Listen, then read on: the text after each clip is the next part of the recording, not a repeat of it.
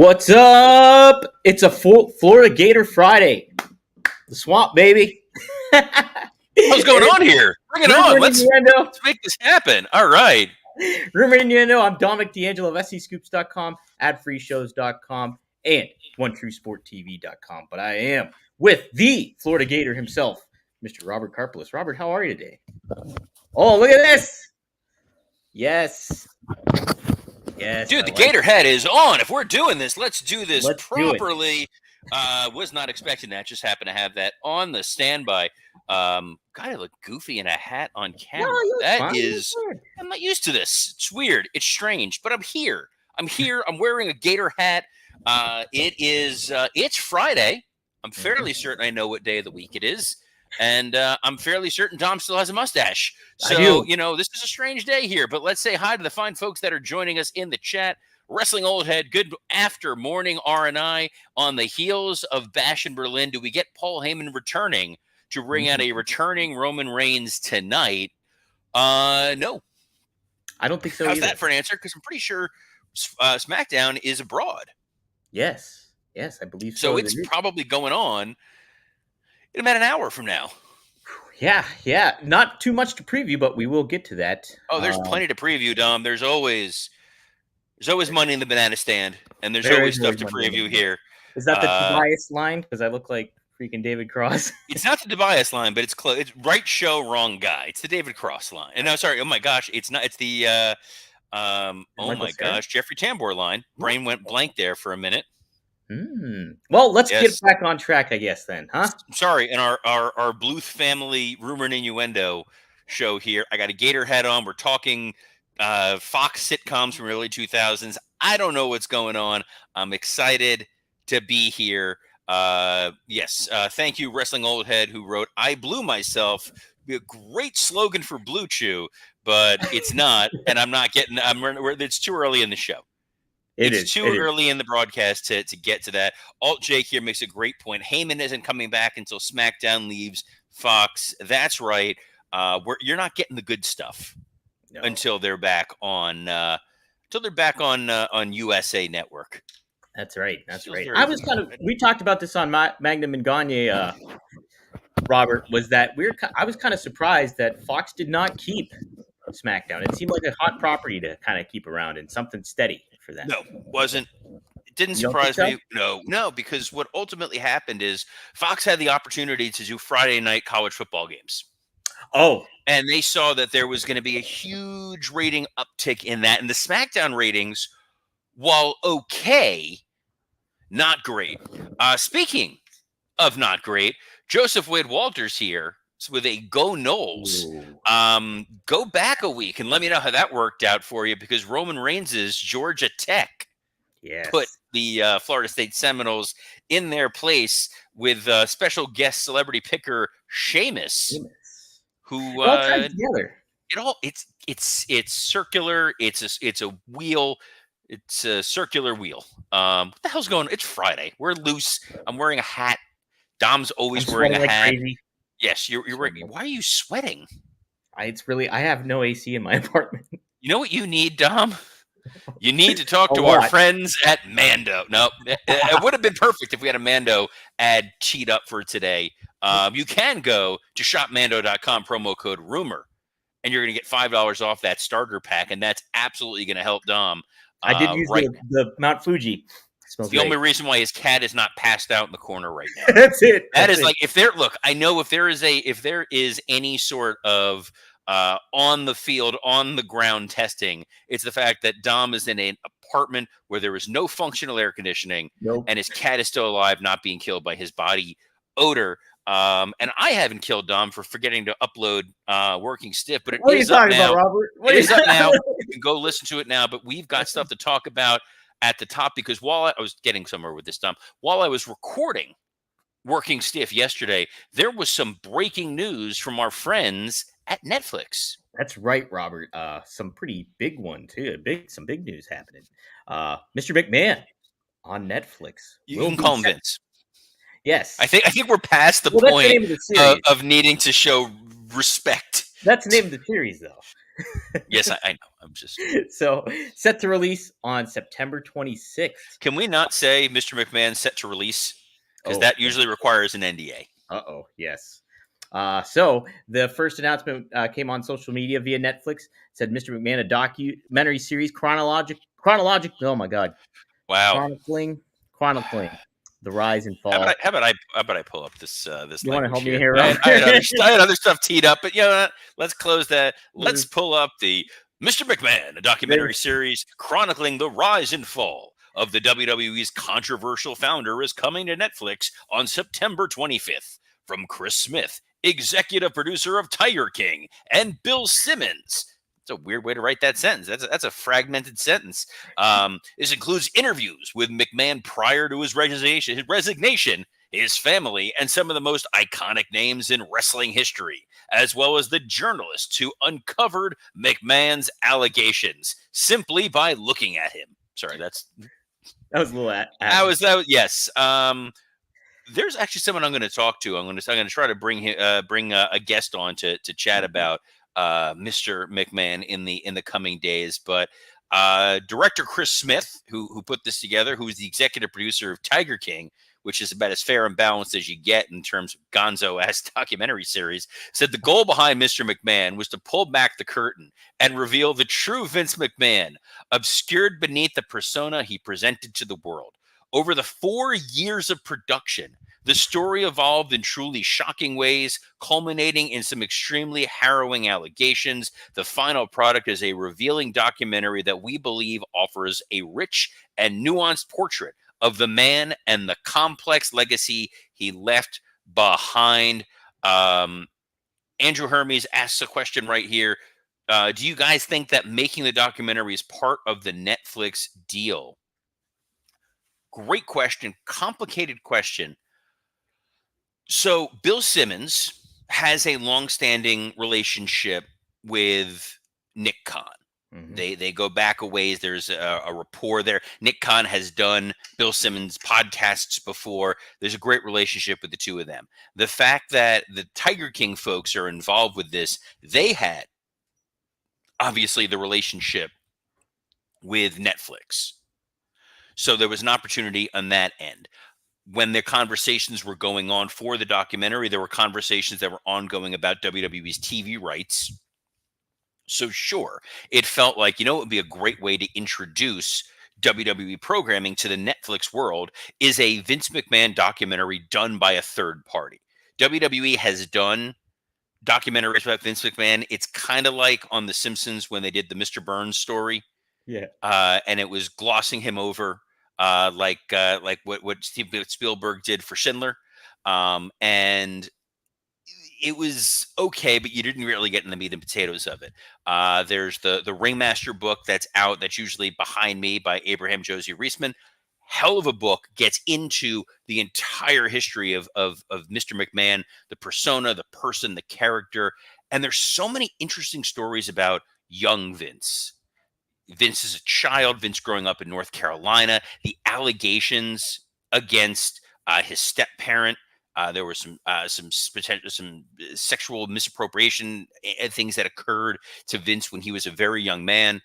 His time at boarding school, his courtship with Linda, and how that all worked out. The fact that Vince McMahon at one point was in the world of minor league hockey, What? I that didn't know he that. promoted Evil Knievel's jump. He promoted one of Evil Knievel's big jumps. He was involved in the Muhammad Ali Antonio Inoki fight and promoting that. Really interesting, fascinating history. The fact that he didn't really have a relationship with Vince McMahon Sr. until he was in his late teens. Wow. Didn't really know his actual father. It's a really compelling young man story, and that as you get into the myth of what Mr. McMahon was creating on various media platforms, and for them to have sat with him and gotten a real interview from him, because they're not going to just tolerate the Mr. McMahon puffery. You're not going to get the Armin Katayan, Yeah, I was gonna Bob say. Costas, like, listen here, pal. Hey.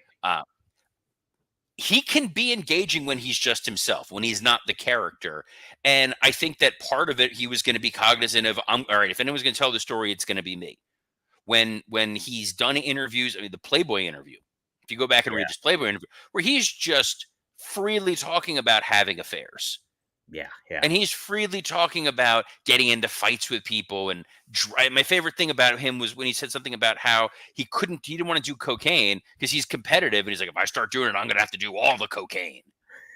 It's like, that's a hell of a defense. It hasn't stopped Tony Khan, but it's a hell of a defense for Vince McMahon. Allegedly, I'm just joking. Nice guy, a little twitchy. Dom, a little twitchy, making no assertions there on a Florida Gator Friday. But the fact that they sat with him, you had all these interviews, and then this all comes to light while they're filming the documentary, makes this 10 times more compelling because no one is going to have the footage that these guys have. And from a Netflix perspective, going all the way back to Andrew Hermes' initial question, this is a great opportunity for Netflix right now. They're able to get out ahead of what critics are going to be saying. That when Raw moves to Netflix in early 2025, there's going to be people saying, well, they're in bed with Vince McMahon. They say, well, no, we're not. Look at this hatchet job we just did on him. We literally called everything out. We opened the kimono, to use a business term, and we're like, here's everything. Here, warts and all, we know who Vince McMahon was. He's not part of this company anymore, and we're going to move forward, and we want nothing to do with Vince or the tawdry actions that he did, that he is accused of doing, or the things that he may have done in the bedroom, even at an advanced age. And guys, if you're at that advanced age and you're hoping to be the genetic jackhammer, can we talk to you about our friends at Blue Chew?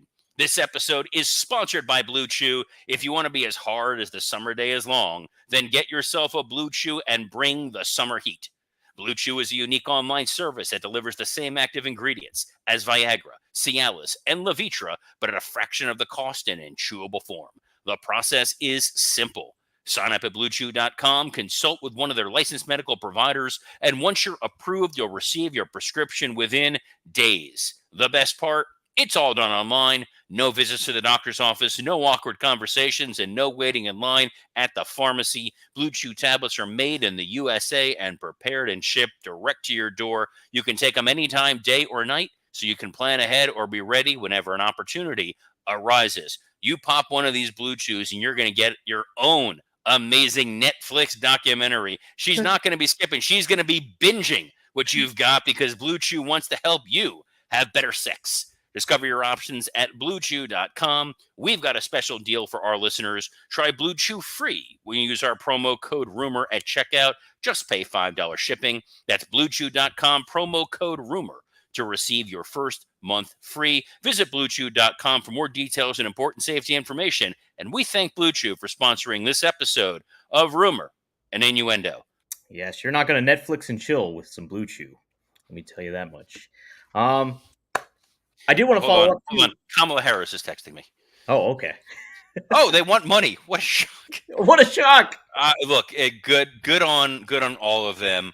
If you think I'm falling for those carnies in politics, I got another thing for you. We're here at the center of the carny epicenter, which is pro wrestling, and that means that we are at this point hours away from SmackDown. That's right. Not a lot advertised, Robert, as you said. Heading overseas to Berlin there. We got Mishin looking to take down WWE Women's Champion Nia Jax in a street fight. And then we also have LA Knight with his United States Open Challenge, bringing the John Cena thing back. Is that teasing something a little ahead of time, maybe, perhaps, there, Robert? No. Or what do you think of this card? No, you don't think so. No John Cena.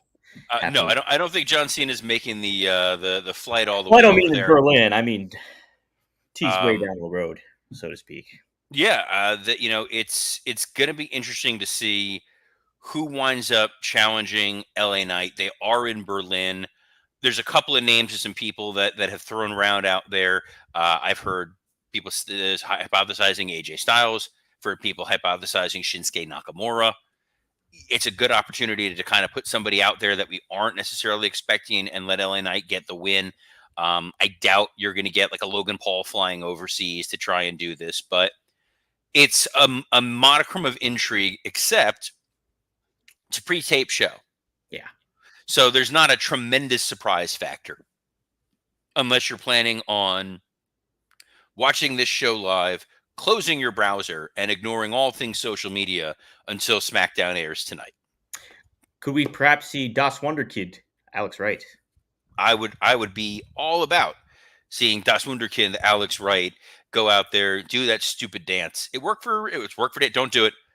No, you're doing the bushwhacker dance. I am kind of, aren't I? That is more bushwhacker than it is Das Wunderkind, and it is equally as disturbing. Guys, if you can see that and Blue Chew still works, then you know this is an amazing, amazing product. That's right. But yeah, it all sets up for what we're getting at Bash at Berlin. And I looked at this card, cutting and pasting, Robert. It's a good, fun card coming up here. Let's run down. We'll start from bottom to top from how I have it listed. The WWE Women's Tag Team Championship match. It's the Unholy Union taking on Bianca Belair and Jade Cargill. Is this where you think this is going to go? Would you put the titles back on Bianca and Jade and kind of run with them a little bit more? Prior to Monday, I would have said yes. Okay. I would have said yes because I feel like Bianca Belair and Jade Cargill, as the women's tag team champions, are intriguing. It gives the chance to put them on Raw and SmackDown and let them run roughshod over both divisions. On the other hand, on Raw, we did see the babyface Damage Control get a pretty good win over the Pasta Fusion Collective and my favorite chain restaurant. But they seem like they could be the next babyface duo. I don't think it would do them wonders to go up against Bianca and Jade, so I would see them going up against Alba and Isla. But then it's like, well, what are you going to do with Bianca? What are you going to do with Jade? I hate to say it, but Nia Jax will need new challengers after this street fight. Yeah. I think the incentive to maybe put the titles back on Bianca and Jade would just be that they could go across both brands. But, what is this? The women's tag division is just so weird, I think. It's like everybody's a trio here. It's not, there aren't duos. So it's just a really kind of weird landscape. If I had to make a guess, I would think I'm going to go with Bianca and Jade, I think I'll still go with them. Let's see what else we go with. The strap match. All right, I just saw here in the comments, Wrestling Oldhead was asking, what's Ludwig Borga doing? And then never mind, I Googled it. You don't need the sad face to report that Ludwig Borga is dead. He was a Nazi. He was a Nazi. Probably not the best person to bring up as we're preparing for this pay-per-view, but PLE, but that's beside the point. Yes, Ludwig Borga, not a great dude. No.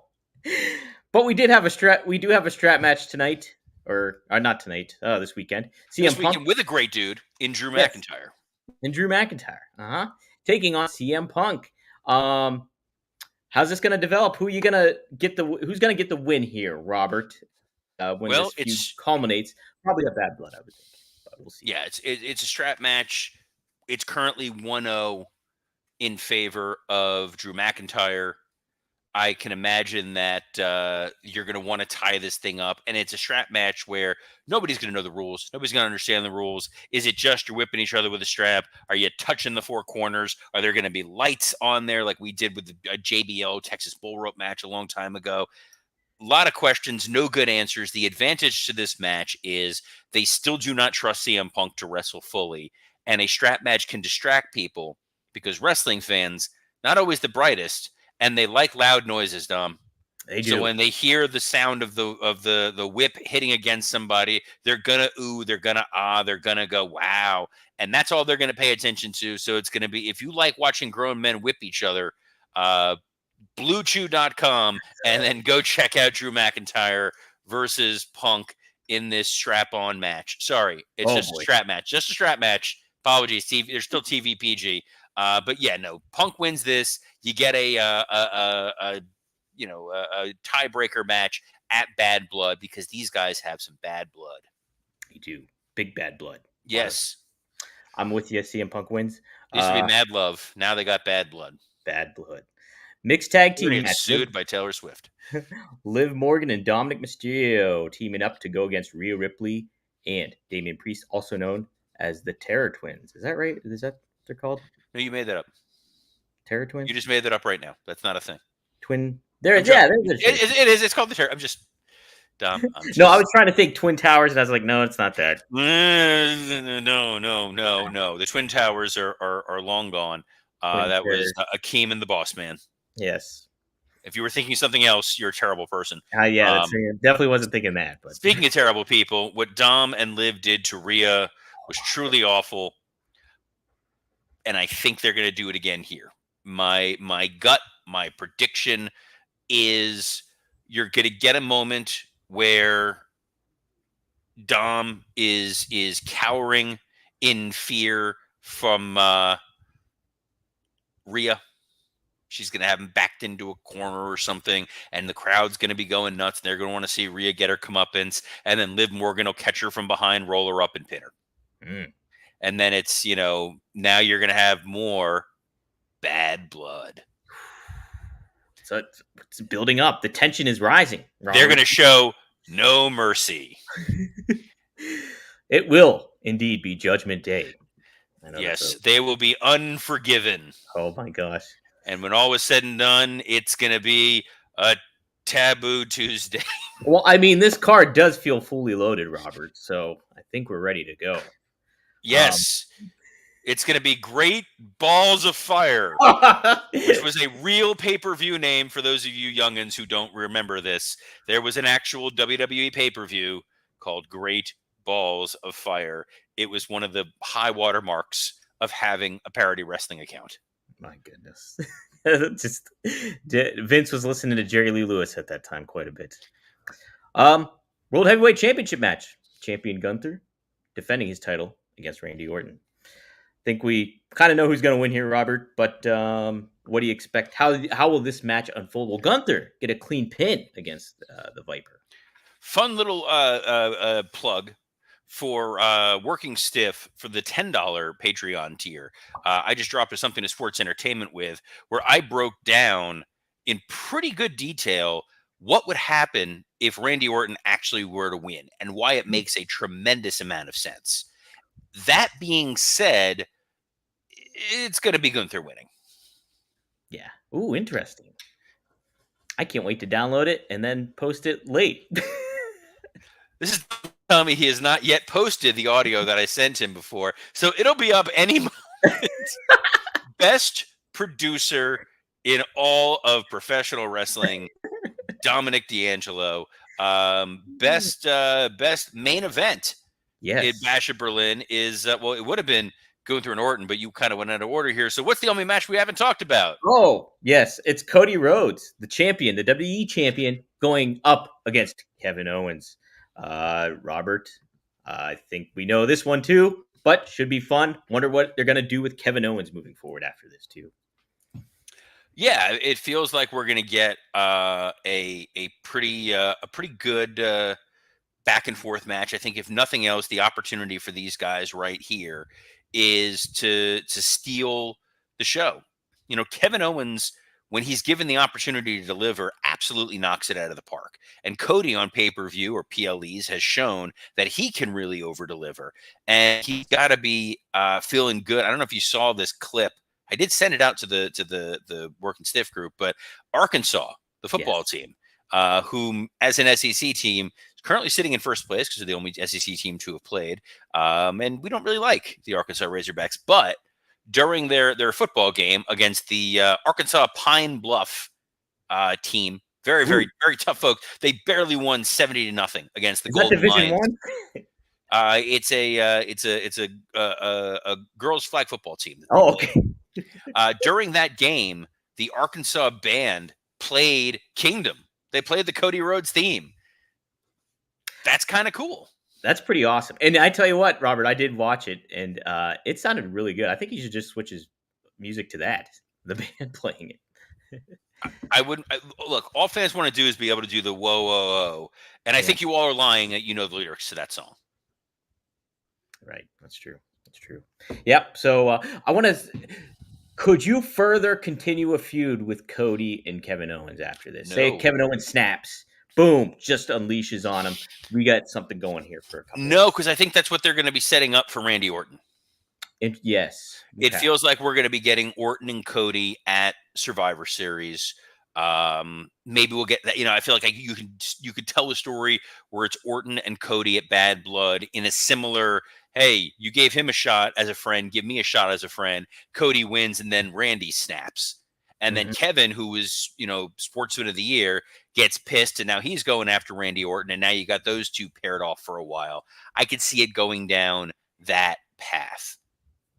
Yeah, I'm interested. I like Kevin Owens in the situation he's in. I think he's just such a great baby face. He's a good heel too. So it creates that added unknown a little bit. So I like that aspect of it coming forward. So should be a good show. What else do I have on tap? I don't have anything else written Well, on. there is another story out there that I do want to touch on Yeah, very touch upon briefly. it. Shane Strickland signed a new AEW contract, and there's a report coming out of the Observer that the WWE is not happy because WWE feels that AEW overpaid for Swerve Strickland, that they also are offering Danny Garcia well above market value.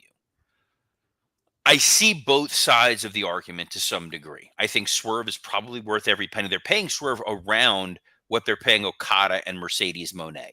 They want to lock down talent that they know that they can build on, who can deliver, who can be true main event stars for them. In AEW, they don't have shareholders and a board of directors like WWE had been operating under. Now, under the TKO umbrella, their finances are going to be further scrutinized in a different way to show profitability. At the end of the day, for AEW, it's one man's bank accounts, one man's piggy bank. He can pay whatever he wants to pay. You look at what happened with Time Warner, where they overpaid a lot of talent to keep them and ultimately led to their downfall. You have to hope that Tony kind of knows what he's doing. The idea in WWE's mind is if people think that they're going to get overpaid by going over to AEW, that they're going to jump ship for the wrong reasons, and it's going to create an unfair imbalance in the wrestling industry. And I can understand where that is, where there's talent that may be at a Danny Garcia level in WWE who are not going to be worth whatever Danny Garcia is being paid. You look at what that person's going to mean in terms of ratings, in terms of revenue, in terms of merchandise, sales, things like that, and they're going to say, "Hey, this guy probably isn't worth that threshold as a baseline guarantee, a downside guarantee." Obviously, you're going to get paid a little bit more on the houses and numbers, and rising tide lifts all boats, and what have you. But in WWE world, they do not want to be in an arms race and a pricing war for lower to mid-level talent. So it'll be interesting to see how this shakes out. If Tony's strategy is, I'm just going to overpay guys and that's going to keep them there, it's going to work for some folks, but there's some folks who are going to play the long game and see where they can have the best earning potential in the long run. And they may ultimately decide, hey, I'm going to go with WWE. The poster child for that, in my opinion, is Booker T, who, when the Time Warner deal was up and WWF acquired WCW, Booker got out of his Time Warner contract and signed a lesser contract with WWE because he saw the bigger upside and clearly made a tremendous amount of money. Another dude made a hell of a lot of money in WWE is Rob Van Dam. And in spite of that, he still spends one night a week talking to Dominic D'Angelo. That's right. Don't know why he does it, but tonight, guys, if you want to tune in, go to rvdtv.com. Actually, go to Rob Van Dam's YouTube. Go to onetruesporttv.com to tune in live. We'll be streaming there live. You can interact with Rob, and it'll be the new episode starting on Monday. It drops every Monday at 4:20 p.m. Eastern Standard Time. And you too can ask him, why are you spending your Friday night with Dom? That's right. Right. Why would you do that? But check out Straight Talk. Rob has a good life. He does. Of the Robs you host a podcast with, he seems to have a very chilled, relaxed life. Absolutely. Absolutely. Yes, I'm wearing a backwards baseball cap at the moment to seem whimsical, but as soon as we're done with this, I've got a mountain of contracts to start working through before it's the weekend. So me and Mr. Van Dam have very different Friday afternoons. Very different Fridays. But yes, as Robert said, be sure to check out Workin' Stiff. The new episode just dropped this morning. Should have interrupted a little earlier. But we also have, like you said, something to sports entertainment with. If you go to the Patreon and go to the $10 tier, check it out. It's good stuff. It's always fun there. So, Robert, yes. What a ringing endorsement that was. It's a good time, I guess. It's a good time. It's a good time. Why are you clapping? I'm just excited. I'm unnerved. I'm putting an end to this right now. No time to promote Straight Talk with the Boss, Greg Gagne, and Magnum TA. Also available where you can get podcasts or the audio version of Rumor and Innuendo, which is on iTunes, Spotify, and wherever you get audio shows. We will be back on quick programming note. We are probably going to be off on Monday because it is Labor Day. So is it? Yeah, thanks for paying attention. I'll be watching the Jerry Lewis telethon, obviously, because love me. You never know. Dean may show up again this year. They may reunite, and they'll sing "You Never Walk Alone," and we'll all cry, and it'll be wonderful. But yes, so we will most likely be back on Tuesday at noon Eastern on a plethora of platforms, including the WW Creative _ish X account, the SE Scoops X account, and on YouTube on Working Stiff, ad-free shows, and Rumor and Innuendo. So on behalf of Dominic D'Angelo, I'm not even giving you a nickname. We don't have time for that right now. I'm Robert Karpelis. Go Gators. Yes, go